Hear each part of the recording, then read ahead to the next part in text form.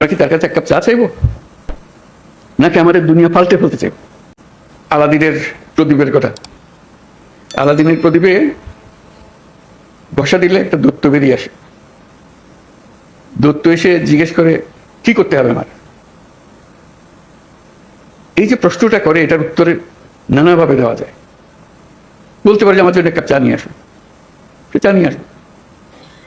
তাকে যদি বলা হয় সারা দুনিয়া আমার কাছে নিয়ে আসো, সারা দুনিয়া নিয়ে আসতো। এখন ছাত্র জনতা অভ্যুত্থানের মাধ্যমে সেই দৈত্য সৃষ্টি করে দিয়েছে আমাদেরকে। আমরা তার কাছে কি চাইব? আমরা কি তার কাছে এক কাপ চা চাইবো, নাকি আমাদের দুনিয়া পাল্টে ফেলতে চাইব? এটি হলো আমাদের হাতে। কাজে কোনো বিষয় ছোট আকারে না রে, যে আমরা এই জাতিকে একেবারে সমস্ত সম্পূর্ণ ভিন্নভাবে তৈরি করে দিয়ে যাবো, এটি আমাদের হাতে সুযোগটা এসছে। এরা ছাত্র জনতা আমাদেরকে এই সুযোগ দিয়েছে।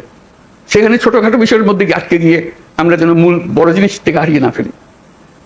আমরা বড় জিনিসের জন্য যাই, যে এই জাতিকে আমরা যেভাবে চালু করে দিলাম, এটা খালি উপর দিকে উঠবে, এখন আর নিচে যায়নি, বাইরে টাকা নোড়ার দরকার নেই, ওই অংশটা করা।